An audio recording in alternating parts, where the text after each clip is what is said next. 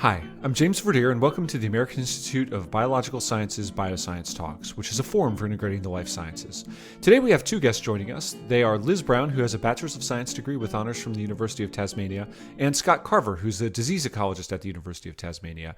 They're here today to talk about Sarcoptes scabiei, which is the pathogen that causes mange in animals. And in particular, they talked about the varied ways that it passes from host to host. It was a great chat, and so with no further ado, let's go straight to the interview. Thank you both very much for joining me today. Thank you. It's great to be here. Thanks so much for having us. Okay, I was hoping we could get started with a brief introduction, to the pathogen in question, Sarcoptes scabiei.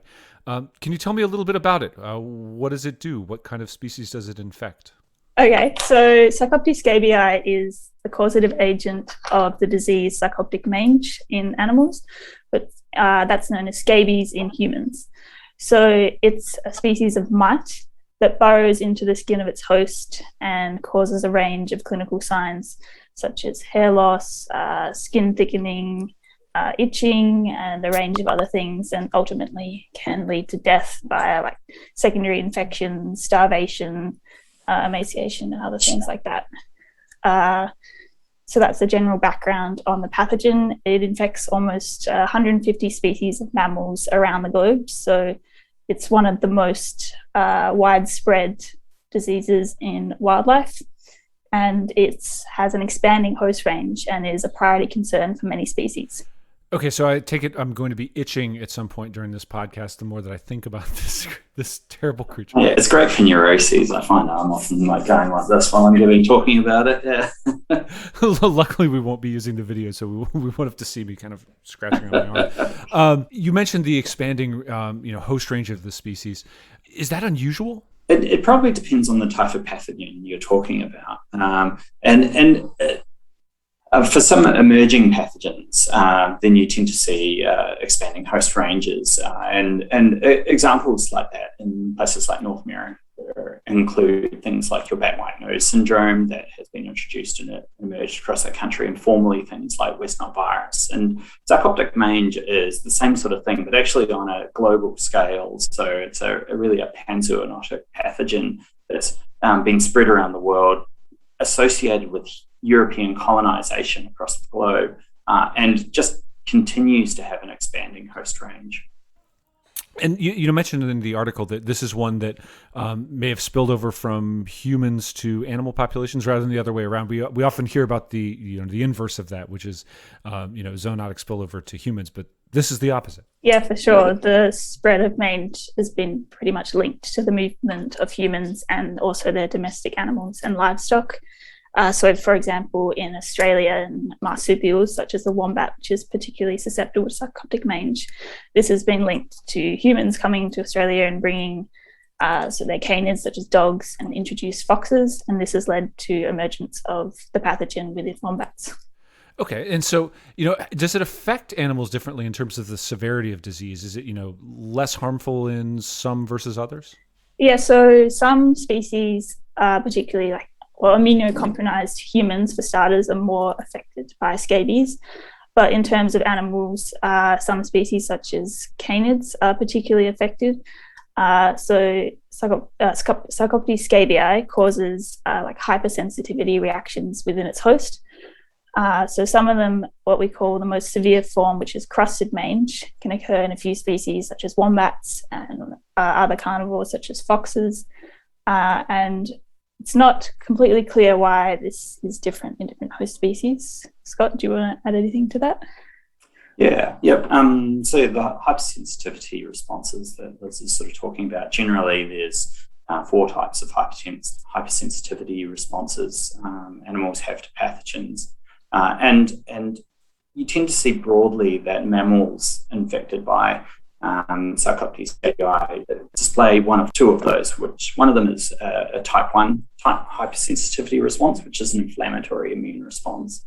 And this is quite common in humans, often quite common in things like dogs and a range of other species. And so you see a lot of sort of irritation and hair loss in those sorts of cases. It occurs through scratching hair off because of the sort of intense irritation that's associated with that. And then the other type of hypersensitivity response we see associated with this disease is what's called type 4 hypersensitivity, which is an anti-inflammatory immune response. And that's where the mites really get away from the host's immune response, and you can get sort of thousands to millions of these mites developing on the host. And you get immune responses that lead to sort of what we call crusted mange disease, where you get a thickening of the epidermis, and that can ultimately lead to sort of cracks and fissures through that sort of thickened skin layer and secondary infections. And that's the most severe form of the disease, and that generally can lead to mortality, often not directly from the mite itself, but indirectly through a weakened host that becomes susceptible to secondary infection. That's interesting. So let's talk now a little bit about transmission. How does this how does mange travel between individuals and then between populations? Is it animals brushing up against each other, or is it sharing of den habitats, or what's kind of the dynamics of this disease? So Sarcoptes scabiei is transmitted one of two ways. There's three different modes we describe it as. So first is direct transmission, where animals come in direct contact, and mites, which roam on the skin of an infected host, can then transfer to a susceptible host. And this occurs in species that live in groups and have close contact. Whereas in more solitary species, we see indirect transmission, sometimes called environmental transmission, where mites are transferred from an infected host to the environment, where they can persist for a certain amount of time. And then when a susceptible host encounters these, they can reattach to a new host and commence burrowing and then infect that host. And then the third mode, which we describe, is a mixture of these both. So this might occur in species which live in groups, but also live and use dens, also an environment that is suitable for mites to survive in the environment. So therefore indirect transmission can occur. Okay, so let's take examples of each of those and kind of compare and contrast, and I'll leave it to you which ones we wind up discussing. But what are kind of the species involved, and how does that kind of relate to the transmission dynamics? Okay, so for direct transmission, we have some examples of species that this is the primary method of transmission is ibex, which live in herds and groups. So in this environment, there is a lot more contact, which can lead to this direct transfer of mites. And this all sort of comes down to the population structuring and how big are the groups, and also the density. Another example of a species that is where the primary mode is direct transmission is chamois, and these have the same sort of relationship where they live in groups and herds, but they have slightly less contact. But it's still direct transmission and is a density-dependent relationship. So for indirect transmission, species, we see this in species that are more solitary.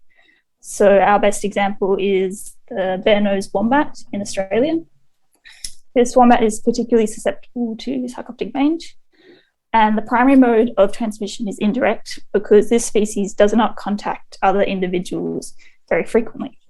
But they do use burrows, and this is how transmission occurs. So burrows have an suitable microclimate where Sarcoptes scabiei can survive off host.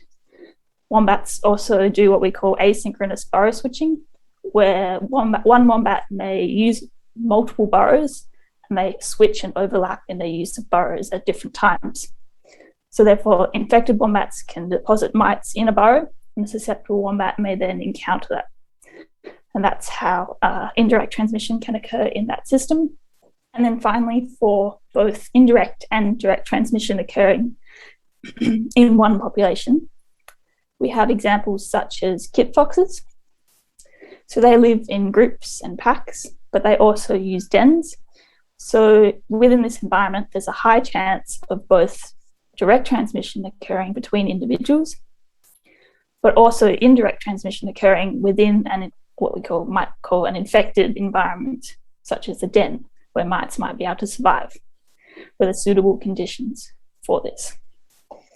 Scott, do you want to add anything? Or No, I think you've you've captured all those sort of different kinds of transmission scenarios and the different hosts that they go through. Other examples of hosts where we think that there's predominantly environmental transmission is things like black bears in North America, particularly around the Pennsylvania region. They seem to be suffering sort of larger case numbers at present times, and then just for a lot of other hosts, there's a little bit of uncertainty about the mechanisms of transmission. And the disease is really widespread. The ibex and the chamois that Liz spoke about, they are really European sort of mountain goat species that have direct transmission.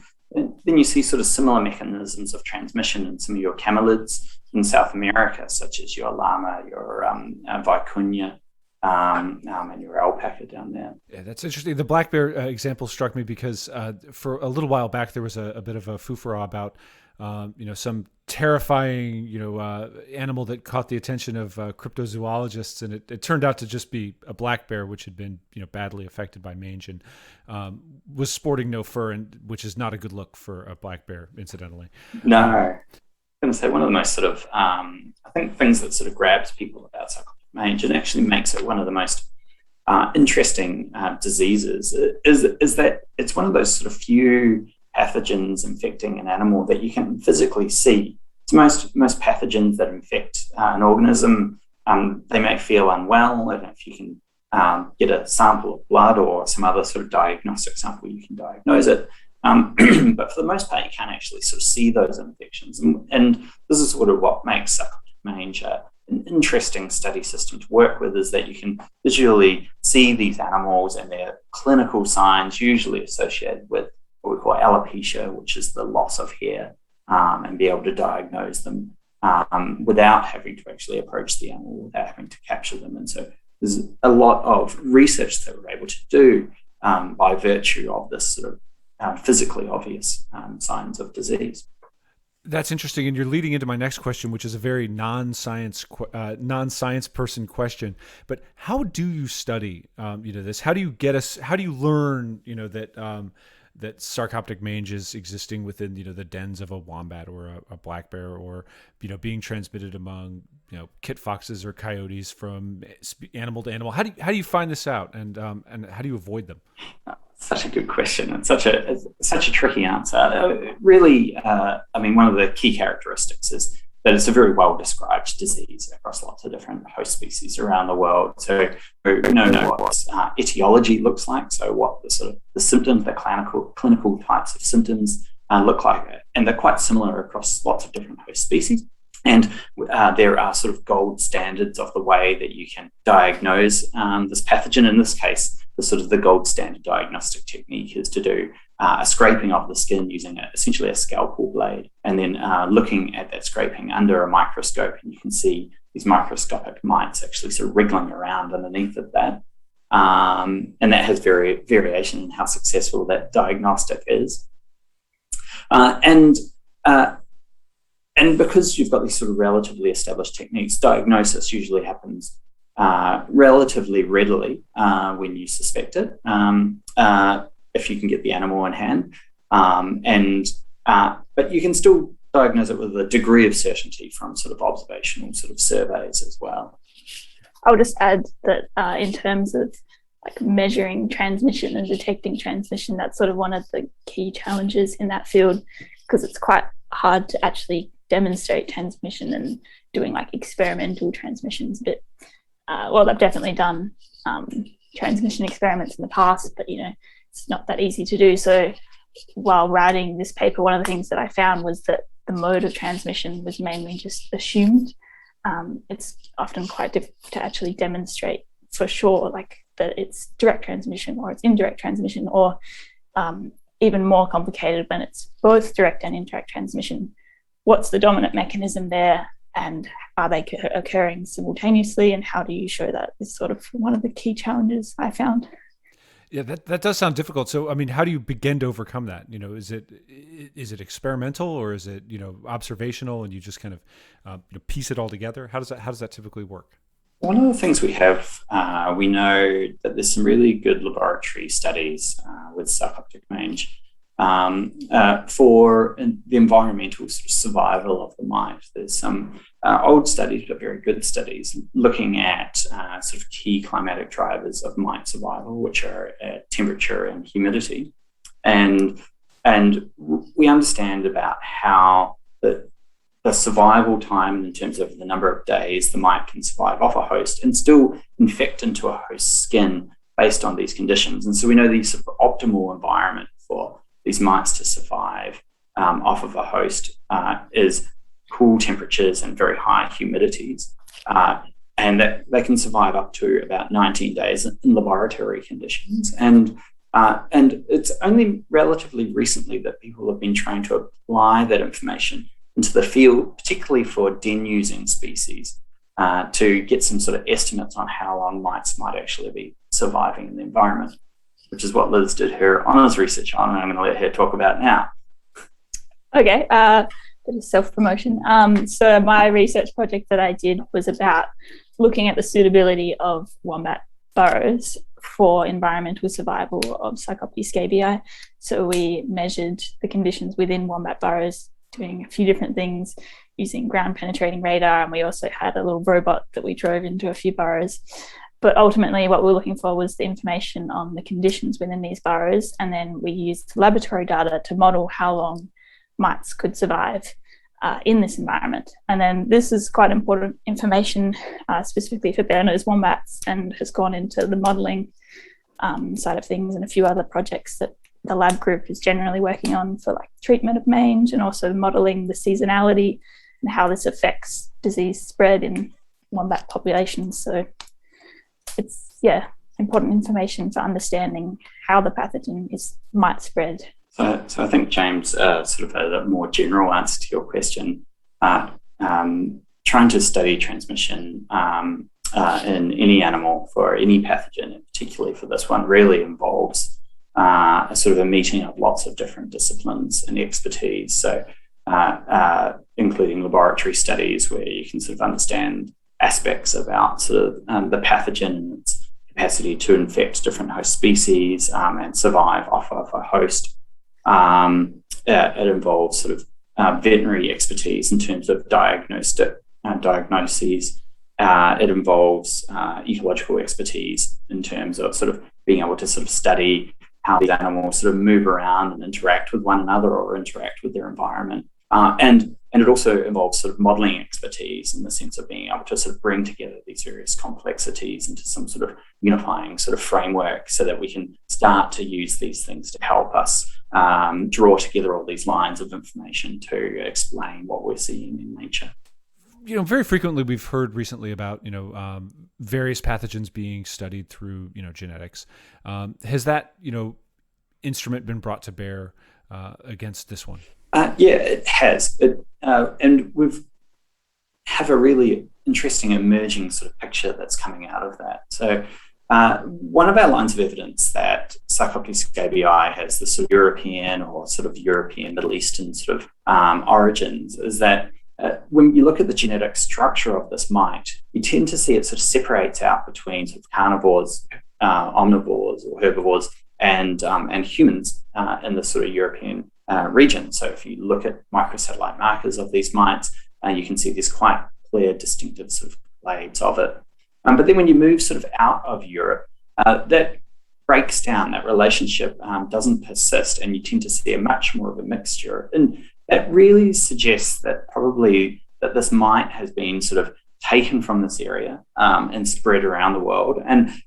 And there are these sorts of amazing records in humans, colonists moving to different areas that have signs of scabies, and even back sort of hundreds of years ago, there was sort of exceptionally good record capacity to diagnose this mite even before microscopes were widely available. The symptoms were relatively well known, and indeed this was one of the first sort of properly diagnosed pathogenic agents of a human. And of course, people take dogs with them all over the world. We know that well and truly, and dogs are particularly susceptible to sarcoptic mange. And it seems that sort of through these sort of couple of mechanisms that these mites have been able to spread all around these different places. And the mites themselves probably spilled over in many, many instances to lots of different species, and even within species in multiple instances. And there are genetic lines of evidence for that as well. And it just really speaks to the capacity of this like tiny parasitic mite to really adapt to like vastly different animal or mammal species, and all of whom would have different sort of immune systems and capacities to try and sort of manage this and that sort of thing. So it really is such a remarkable parasite. It isn't as easy to study the genetics as some other things like fast evolving viruses because it doesn't change genetically as quickly. Tracing its genetic geography is a little bit more tricky, but we are able to get some good insights from available information. That's fascinating. And what's next for your research? So our study species specifically is the bare-nosed wombat. And so what's next for that was the project on looking more specifically at the environmental transmission of this pathogen. And as I said before, estimating how long it can survive in burrows. And that goes a lot further into modelling. More broadly, for mange outside of the bare-nosed wombat, there's a lot of interesting research directions based on transmission. So looking more broadly at indirect transmission in black bears and foxes and coyotes and other species that use dens or environments that may be suitable. So just exploring that transmission pathway more broadly. And I also think that in terms of direct transmission and species affected by that, there's a lot of interesting work that could be done in terms of how the population, the groups are structured and how that impacts transmission. So there's sort of ideas of research directions, but Scott? We're really on the tip of the iceberg for understanding so much about this pathogen, even though it's been around for such a long period of time. And in fact, there's even references to sarcoptic mange in biblical times among people from Leviticus in the Bible. So it sort of has this sort of really interesting sort of history and antiquity as well. One of the things that makes this disease, I guess, socially interesting to humans is the visually apparent signs of disease and seeing animals suffering from it. And in many cases, that also means that people want to try and do something about it. And for varying reasons. Sometimes it's for game management, sometimes it's for animal conservation, sometimes it's for animal welfare. And so there are attempts around the world for people to try and control this disease. That happens in things like ibex, it happens in things like wombats, it's happening in things like black bears. It's happening in South America and things like vicuñas. And the sort of mechanisms and the methods that people use to control this vary enormously around the world, and probably the success of those do as well. So there's a really interesting research frontier in how you manage this like human introduced invasive pathogen across many different areas and across many different species. And there's probably at the moment no sort of unifying framework for that. And I think that's an interesting research direction going forward. Well, we'll certainly look forward to hearing more about that. But you just mentioned, the human introduced element of this, and it occurred to me that we haven't really talked about, the role of scabies in human populations. So can we just chat like a little bit about, its effects on people and its role as a public health issue? Yeah, scabies in humans is a massive public health problem across the globe. It's really worst in the sort of tropical and subtropical regions of the world, and there's possibly an economic component to that as well. But these are areas where humans are frequently infected by this, and it's among the 30 most prevalent human diseases still. So it's really quite up there, and really in the last decade, the World Health Organization has recognized it as a neglected tropical disease requiring more research. And it used to be more of a human health issue in sort of more temperate regions. It tends to be less, and that's possibly through sort of economic development in sort of westernized countries and improved sort of health systems that have led to better disease control in humans in those regions. And there's some ways to to fill some of those gaps in those more tropical parts of the world. And we'll certainly hope that those gaps are filled soon. In the meantime, thank you both very much for joining me today. Fantastic. Thanks a lot, James. Thank you so much. And that concludes this episode of BioScience Talks. Just a reminder, the journal BioScience is published by Oxford University Press on behalf of the American Institute of Biological Sciences and is made possible by the support of our members and donors. Thank you, and talk to you next time.